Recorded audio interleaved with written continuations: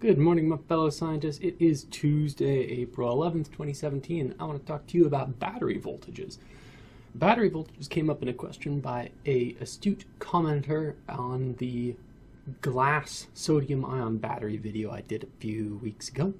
And the question was, how does the voltage of the battery relate to its charging and discharging?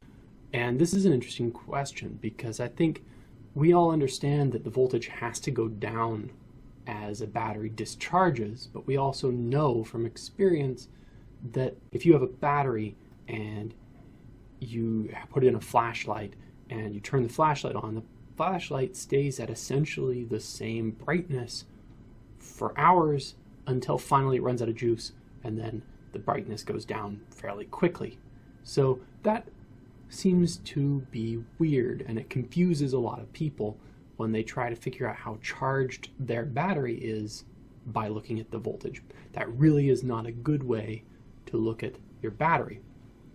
Battery voltage does depend on the state of charge, how charged the battery is, but it's not linear. That is to say, a battery that's half charged doesn't have half the voltage of a battery that's fully charged. We know this, right? Because if that was true, a battery would discharge as it ran the flashlight, and the flashlight would just get steadily dimmer, but it doesn't. And that's not because of fancy electronics, it's because of the nature of battery chemistry.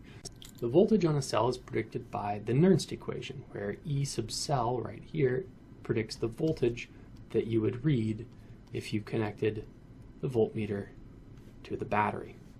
So let's take an example battery. The one I'd like to think about is the iron cell, where you have iron on one side and you have an electrode immersed in rust, essentially, Fe3 plus oxidized iron on the other, and you have your separator. And this stuff is in solution.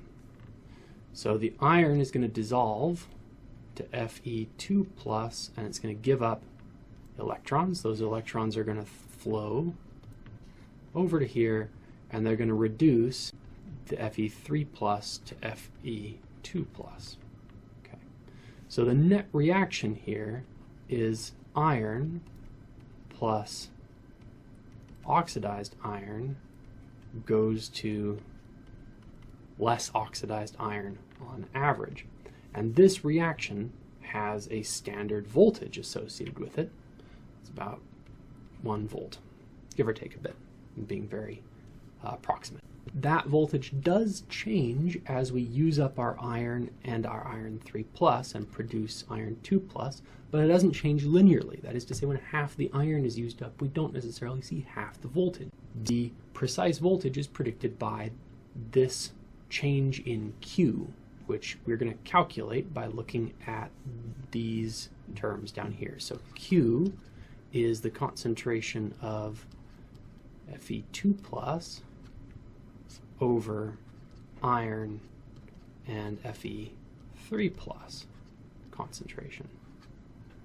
Now the concentration of a solid like iron doesn't really change, and so we can neglect that. Its activity stays 1 the whole time. And so what we have here is a Q that is essentially just this proportionality, but it's squared because there's 2 there. So what does that mean? That means that as we produce more and more iron 2, Q in this equation is going to get bigger, which means we're going to subtract a larger and larger number from the voltage of the cell. So as you do discharge, you get a plateau and then drop off. And again, I'm being very approximate, but the idea here is because this term is a logarithm and not a linear term, as you discharge, Q is changing, but you then take the log of that change and you get this much more flat plateau. As a consequence, it's rather dangerous to use voltage to determine where your state of charge is. Where are you along this discharge cycle is really hard to determine based on interpreting very small changes in voltage over that curve.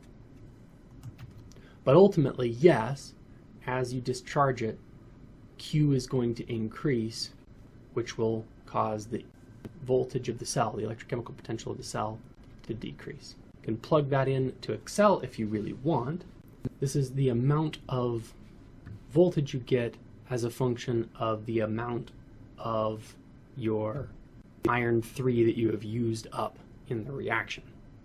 So once you've used up, essentially, you're never going to get all of it. It'll drop to 0, before you hit 100%. But you can see that over a broad swath of the discharge progress, you get a very flat curve. So that's a pretty in-depth Nernst equation. In any case, it's worth knowing. It's certainly worth appreciating that voltage is not proportional to state of charge, that these things are related, but not by some simple linear relationship. Tune in tomorrow. We'll talk more about batteries and about results in microfluidics and all kinds of fun science here in the Allen Lab.